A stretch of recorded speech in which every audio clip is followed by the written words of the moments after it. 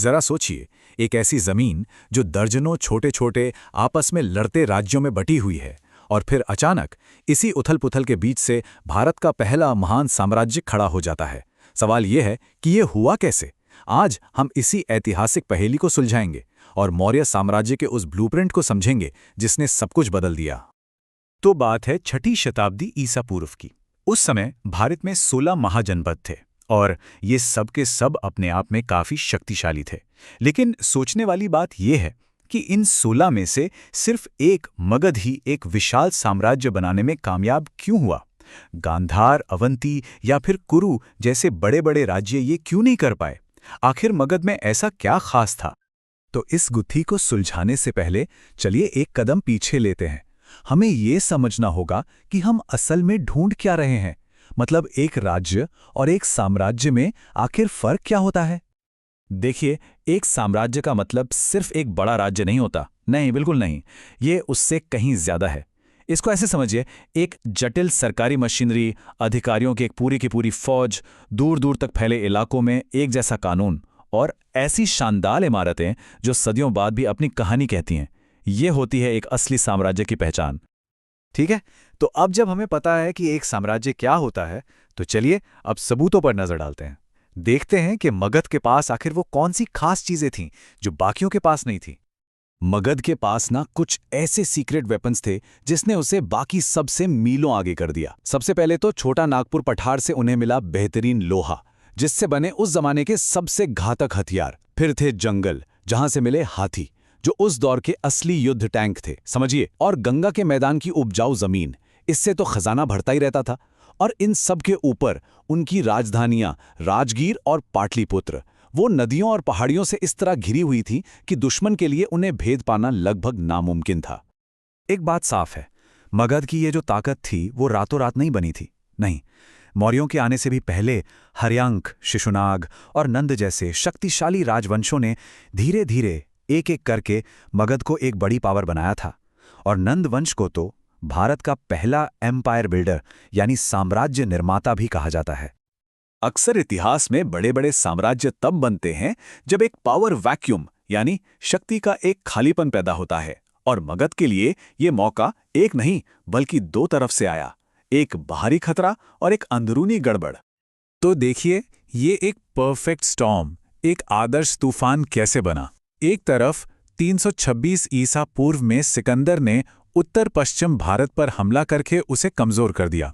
हालांकि उसकी सेना नंदों की 2 लाख सैनिकों वाली विशाल आर्मी का सामना करने से डरकर पीछे हट गई। और दूसरी तरफ मगध के अंदर ही राजा धनानंद अपनी ज्यादतियों और भारी भरकम टैक्स की वजह से लोगों के बीच बहुत बदनाम था। मतलब जनता बस एक बदलाव चाहती थी। और बस इसी मौके का फायदा उठाया एक ऐसे इंसान ने जिसकी खुद की कहानी आज भी इतिहास की एक बहुत बड़ी पहेली है। ये इतिहास की सबसे दिलचस्प बातों में से एक है। जिस शख्स ने भारत के पहले और सबसे बड़े साम्राज्य की नींव रखी, हम आज तक पक्के तौर पर यह भी नहीं जानते कि वो असल में था कौन। हाँ, चंद्रगुप्त मौर्य का जन्म, उनका परिवार, सब कुछ एक गहरे रहस्य में डूबा हुआ है। अलग अलग सोर्सेज यानी अलग अलग किताबें हमें बिल्कुल अलग अलग कहानियां बताती हैं। जैसे बौद्ध ग्रंथ कहते हैं कि वो एक साधारण परिवार से थे, शायद ये दिखाने के लिए कि देखो, बौद्ध धर्म किसी को भी महान बना सकता है।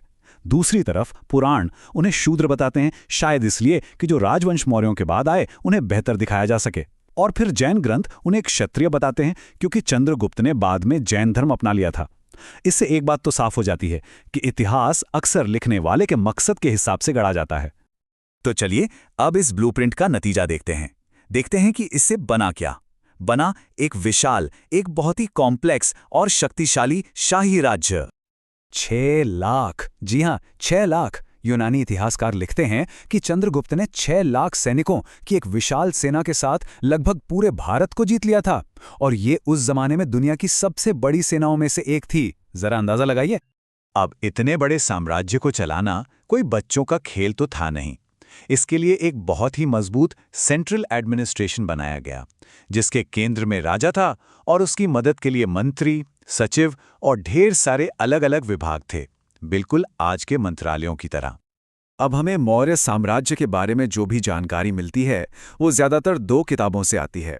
और मजे की बात यह है कि दोनों बिल्कुल अलग अलग बातें कहती हैं।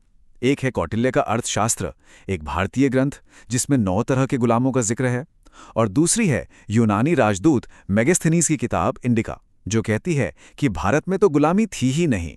सोचिए, ये हमें दिखाता है कि इतिहास को समझना कितना मुश्किल हो सकता है जब आपके पास ऐसे विरोधाभासी नजरिए हों।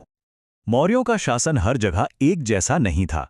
इसे एक लेयर्ड सिस्टम की तरह समझना होगा।